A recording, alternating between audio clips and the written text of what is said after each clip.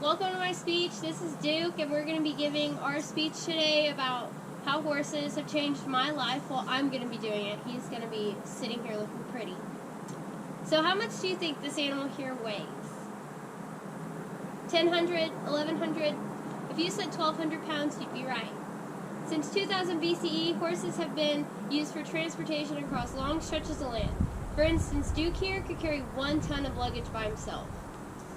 Flashing back to the 21st century, they're now used for more of the farming, industrial side, and chores, and as well as leisurely rides through the countryside. I myself have been riding for 2 years, and I can say with confidence they've changed my life.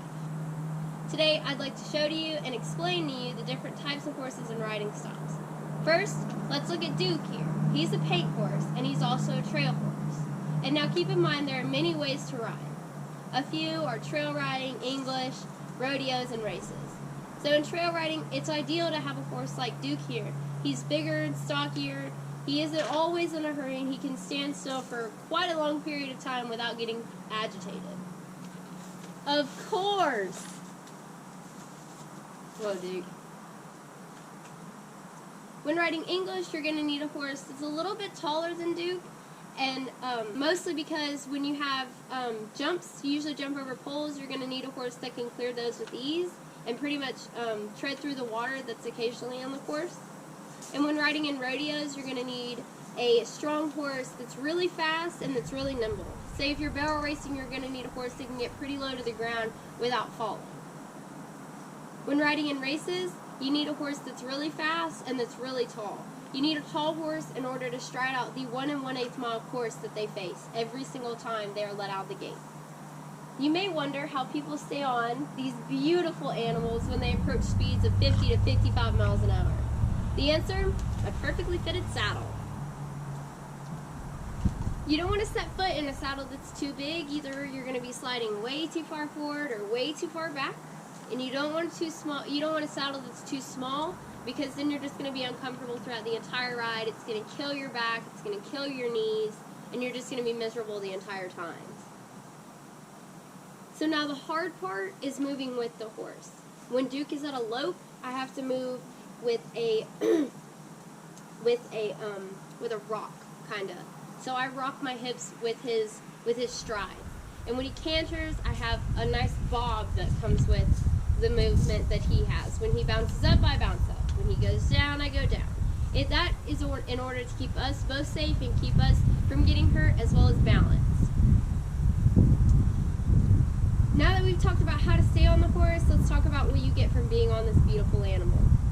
There are so many benefits from riding horses, but I'll just delve into 3 that I've gotten myself. The first is posture. In order to get the most from your riding experience, you have to sit up really straight, and you have to make sure your core is tight the entire time. If your core is not tight and your back isn't straight, you're going to have back pain, knee pain, and your rear end is going to hurt atrociously. And it's going to make your ride long and miserable no matter how pretty the views are. The second is coordination. Not only do your horse's movement have to match yours, but you need to direct them in the right direction while moving with them. You also need to be able to predict your horse's movement around an obstacle, over jumps, and through water if the occasion arises. All while moving with the horse. After a while, you'll know what your horse wants to do before they know themselves. The one final is the proven fact that being on a horse and being with a horse in general does in fact improve your mental state. It does this by creating time for your brain to disconnect from your busy day and become one with the horse and the nature around you, thus decreasing your stress. Not only this, but it's proven that spending time with the animals raises levels of serotonin, which is the hormone that makes you smile.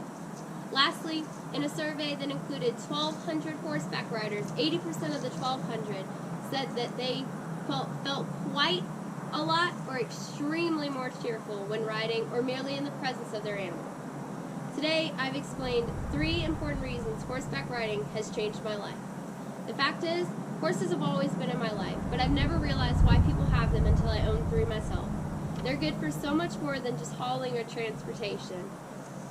They help people become better than who they were before, not only mentally, but physically as well.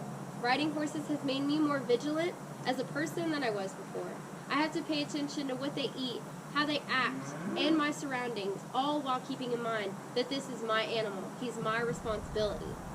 I have to monitor their eating habits and make sure they're eating to make sure they're feeling well.